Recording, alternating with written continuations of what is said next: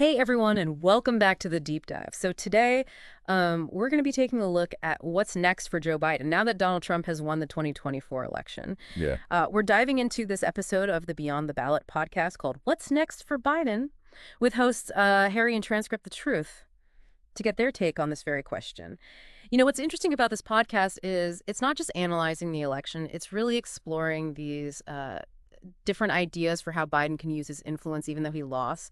One thing that really jumped out at me was this focus on Biden's vision for a more inclusive America. Yeah, and what's really interesting is that the podcast uses specific examples of Biden's past actions to support this, like his work on the Violence Against Women Act back in the 90s, Yeah. and his focus on criminal justice reform during his presidency. So it's not just talk. Yeah. They're highlighting these concrete examples that really suggest a commitment to inclusivity. That's a really good point. I mean, it's one thing to talk about unity and healing, which the podcast does touch on, but it's another thing to actually have like a track record that backs it up. So, okay, if that is the goal, how can Biden actually achieve unity when he's not in office? The podcast seems to think that leveraging his platform might be key. Yeah, they make some interesting comparisons to former presidents like Jimmy Carter and Bill Clinton. They remained influential figures even after they left the White House.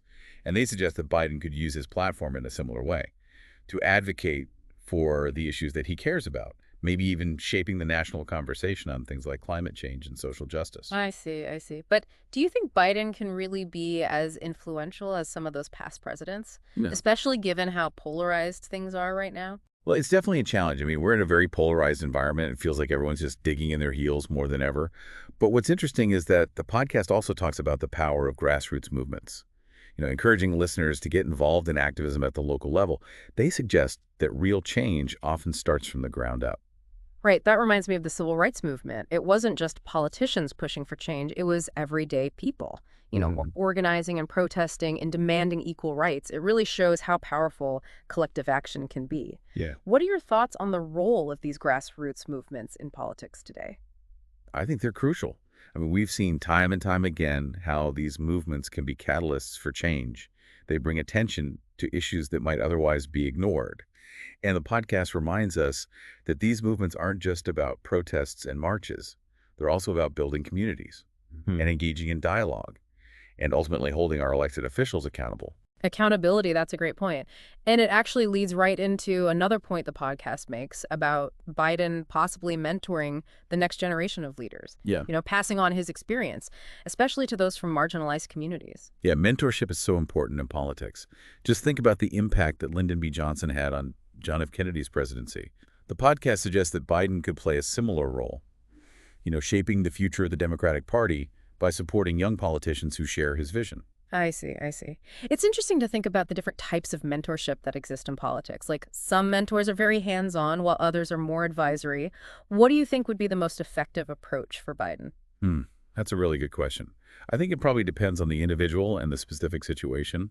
But one thing's for sure is that Biden has so much knowledge and experience to offer. I mean, after all, he served in the Senate for decades.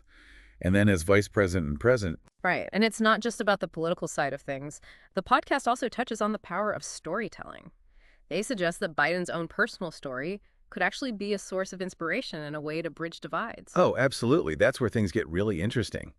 Biden has definitely faced his fair share of challenges, like personal tragedies, political setbacks. Yeah. But he's always come back stronger. His story really resonates with a lot of people. And the podcast argues that this could be a powerful tool for connection and understanding in such a divided nation. It reminds me of when Barack Obama first came on the scene. His message of hope and change really connected with people, myself included. It felt like something new and different in a political landscape that often felt, stale and predictable. Do you think Biden's story could have a similar impact? I think it definitely has the potential. What's interesting is how the podcast emphasizes that personal stories can make complex political issues more relatable, more human. It's not just about policy positions or strategies. It's about tapping into something deeper, something that connects us on a human level. That's so important, especially in a world that feels increasingly divided. It seems like finding common ground and building empathy is more crucial than ever. And the podcast suggests that Biden might be uniquely positioned to do just that. Absolutely. And they highlight how this goes beyond just sharing anecdotes. They argue that Biden can use his platform to amplify the voices of others, to shine a light on injustices, and to encourage a more inclusive and compassionate national dialogue. That's a great point. Now, the podcast also stresses the importance of holding the new Trump administration accountable. What do you think are the most effective ways to do that? Well, there are a lot of different ways to be civically engaged, like contacting your representatives, attending protests and rallies, organizing letter-writing campaigns, supporting watchdog groups. The podcast encourages listeners to find a cause they're passionate about, and then figure out how their skills and talents can be best utilized. It's like they're saying, don't just sit back and complain, get involved and make your voice heard. Which brings us back to Biden. Even though he's not in office, do you think he can play a role in this? Oh, absolutely. The podcast suggests that he can use his connections and experience to mobilize resources and support grassroots organizations that are working to hold the administration accountable. So in a way, he could become a sort of champion for the causes he believes in, using his platform to amplify the voices of those who are fighting for change. Exactly. It's about using that bully pulpit, even if it's not the one in the Oval Office, to keep the conversation going and to push for progress. That's really encouraging. It sounds like even though he's not president, Biden still has a lot he can do to make a difference. Absolutely. And the Beyond the Ballot podcast does a fantastic job of reminding us that civic engagement doesn't end on Election Day. It's an ongoing process, and it's up to each of us to stay informed, get involved, and make our voices heard. Yeah, it really is encouraging. And like you were saying before, this whole idea that Biden's story could be a way to bring people together with all the ups and downs he's been through. Oh, absolutely. Yeah. It's a story with both tragedy and triumph, you know. I think that could really resonate with people from all walks of life. It kind of reminds us that we all face challenges, we all have setbacks, but it's about how we come back from those things, about resilience and empathy. Exactly. And it's not just about Biden himself. The podcast emphasizes that we all have a story to tell. Yeah. And that those stories can help us connect and understand each other better. Yeah, totally. They even encourage listeners to share their own stories, to have those open and honest conversations with people who might have different viewpoints. It's all about recognizing our shared humanity, even when we disagree on things.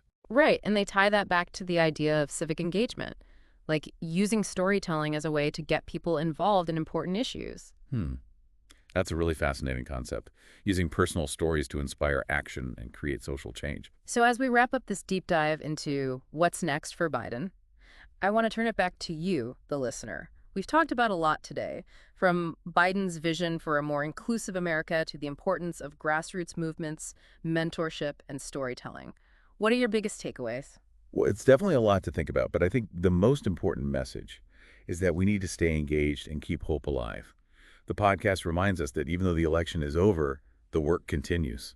Exactly. And that's something we all have a part in no matter who we voted for. Absolutely. We need to find ways to contribute, whether it's through activism or community involvement or even just having thoughtful conversations with people around us. Right. It all makes a difference. And that brings us to the final thought-provoking question that the podcast asks.